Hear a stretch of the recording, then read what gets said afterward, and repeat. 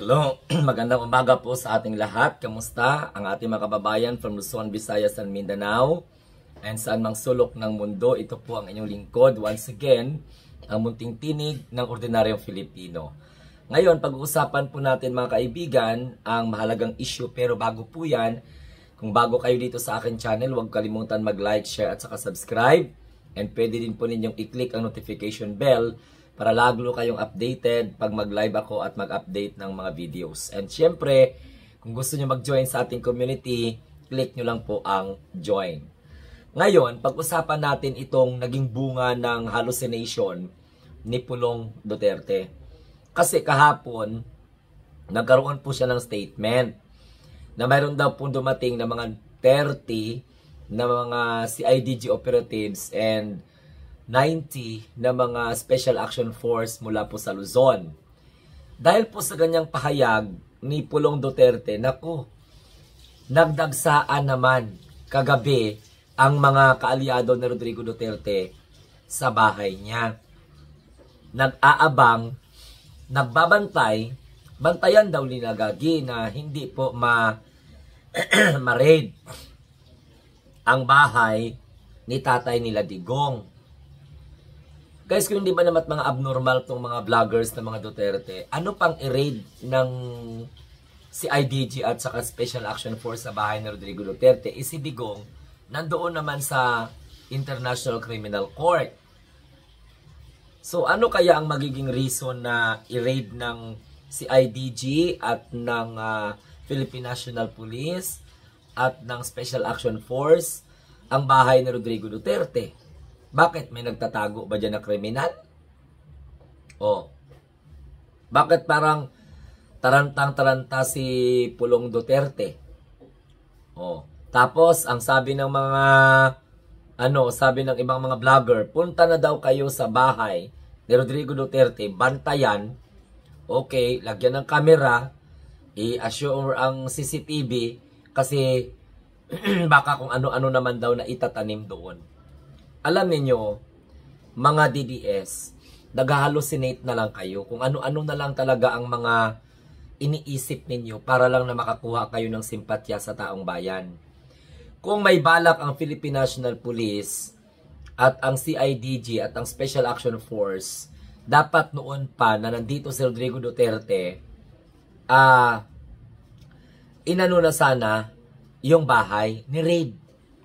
Ngayon pa mag-raid na wala na siya doon? Ano pang hanapin nila doon? Ngayon, kung si Sara Duterte damputin, hindi sa bahay ni Rodrigo Duterte, kundi na sa bahay niya.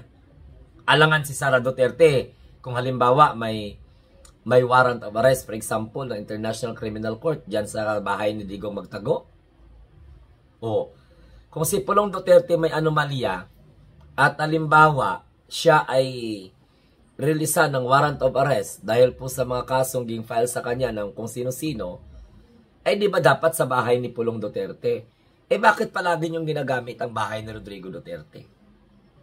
Para sa ano yan? Isa na naman yan sa panggagago at paggawang tanga ng mga supporter ni Digong. Nagpalabas sila ng kanyang klase mga information or based lang in my own perception para yung mga tao magtapok o magpunta doon bigla-bigla.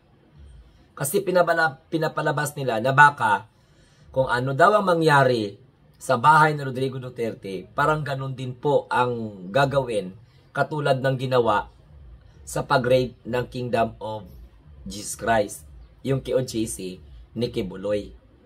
Kung ano daw ang ginawa doon kay Kibuloy, baka gagawin doon sa bahay ni Rodrigo Duterte. Pero hindi ko makita yung logic. Si Rodrigo Duterte nakakulong na sa International Criminal Court. Hinuli na po ng Interpol. Samantalang itong si Pulong nag-iinarte, nagtatahol. Parang nagsusumamo, nabantayan sila ng taong bayan. Bakit puro na lang taong bayan ang ginagamit ninyo, mga Duterte? Dapat yung laban ninyo, huwag niyong isali ang taong bayan. Dapat kayo mismo ang mag-educate sa tao na laban nyo yan. Labas na po ang mga taong bayan dyan. Kahit na supporter nyo pa, pero dapat kayo ang magpaalala sa kanila. Harapin ninyo kung ano yung dapat nyong harapin. Hindi na magagawa-gawa kayo ng mga kwento dyan. Tingnan nyo tuloy, nagpanik tuloy ang mga tao. Pumunta tuloy dyan sa Davao, pumunta tuloy dyan sa bahay ni Rodrigo Duterte. May lista-lista pa. 5 hours ago, ang dami pong mga DDS vlogger, mga influencer nagsasabi na baka kung ano yung ginawa sa QJC, gagawin din sa bahay ni Rodrigo Roa Duterte. Ang mga ganyang klaseng mga pagpanik, napaghahalataan kayo. Ha? Na hindi nyo kayang harapin kung ano yung harapin ninyo, kundi ibabala ninyo sa kanyon ang mga supporter nyo. Kasi kung hindi kayo mag-inuwi, at hindi kayo maglalabas ng kung ano-ano mang mga statement, political statement na hinaharas kayo, o na kung parang inaapi kayo, parang akala mo talaga sunggaban kayo ng pulisya. Hindi basta-basta maganyan yung pulis natin. At kung halimbawa magkataon man, dapat kayo na mismo ang magsabi sa mga subscriber ninyo, mga followers ninyo, mga botante ninyo, na wag na kayong magpunta dyan sa bahay ni Digong kasi kung ano ang mangyari, madadamay sila. Dapat kayo po ang magbigay ng advice yan sa mga tao. O, magstay put sila sa bahay nila. Kung ano man ang kailangan nyong harapin, harapin ninyo. O, ngayon tuloy, nataranta tuloy ang mga tao. Yung mga tao na yun, walang kaalam-alam sa kung ano mga nangyayari. Basta sabihan lang sila, punta tayo sa bahay ni Digong, ni tatay doon. Kasi nga, any time of the day, baka i-raid.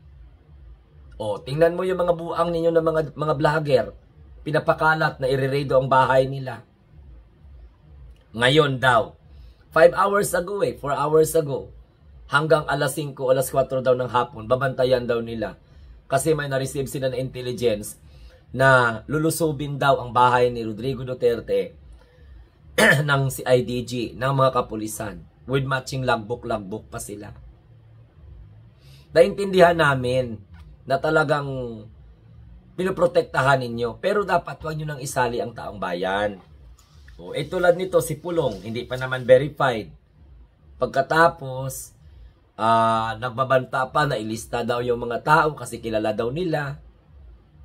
Yan ang epekto ng pagrarant ni Pulong Duterte sa kanyang statement na mayroon daw pong nangharas sa kanilang pamilya. Paawa effect ba? Paek-ek. O may nangharas sa kanilang pamilya. Anytime sabi ng mga DDS vlogger, i-raid ang bahay ng Tatay Digong nila. Kaya pumunta na yung mga tao doon. No, nabulabog. Pagkatapos, sabi ni Pulong Duterte, meron daw again 30 na mga CIDG personnel, PNP CIDG. Pagkatapos, may 19 na mga Special Action Force nanggaling pa daw sa Luzon. Yan again, iko-connect ko doon sa ginawa ko. Nangyari po yan after ng statement ni Sara na kasali po ang pangalan niya sa maaring releasan ng warrant at maaring arestuhin.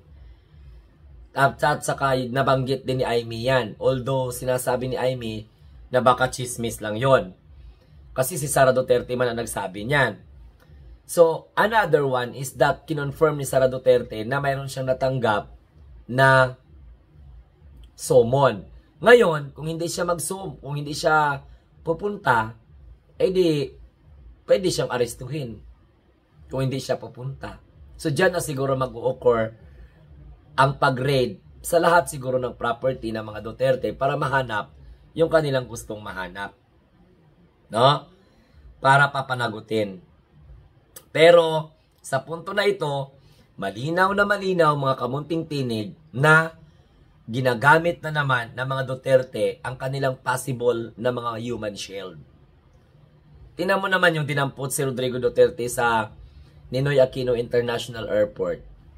O, ang human shield nila, mga abogado nila. Tama? Yung kanilang, yung asawa niya, yung anak niya. Kaya nag-stand off pa ng 12 hours. O, kung hindi pa sinabi ni General Torre na kalagkarin niya si Digong, hindi pa umakyat si Digong sa eroplano. O, filean pa nga pinupsasan pa nga si Miguel Dea. O, filean pa ng kasong obstruction of justice. Kaya lang inurong ni General Torre. Oh. Tapos yan ang pinuputok ng butsi ni Amy ngayon, na bakit daw pati mga abogado idamay. Si Rodrigo Duterte lang daw po ang target. Paano? Nagaharang. Hindi man pwede, 'di ba, na patagalin 'yun. Oh. So yan mga kamunting tinig. Aligagang-aligang nga yon si Pulong Duterte. Dahil sa kanyang binitawan na statement, mga kamunting tinig, nagpanik ngayon ang mga alinyanga, mga bugo na mga Duterte diehard supporters. Nagtambay na sila ngayon sa bahay ni Digong doon sa Davao, nagkape-kape habang yung iba busy sa kabablog-blog sa katangahan nila. Si Rodrigo Duterte ang target ng raid, nandoon na si Duterte sa dahig. Dapat noon pa, para kung may ebidensya doon, sa loob ng bahay ni Digong, dapat after ng paghuli kay Digong, sinabay ka agad yung pag-raid sa bahay niya. Tama? Ngayon pa pupuntahan ng mga pulis o si IDG at sap yung bahay niya, wala si Digong doon. Ito ang abangan natin. Baka bahay ni Pulong at bahay ni Sara. Pag hindi sila magsuko, kung malimbawa na mayroon sila mga warrant na natunugan na lalabas, di yun ang mangyayari. Okay?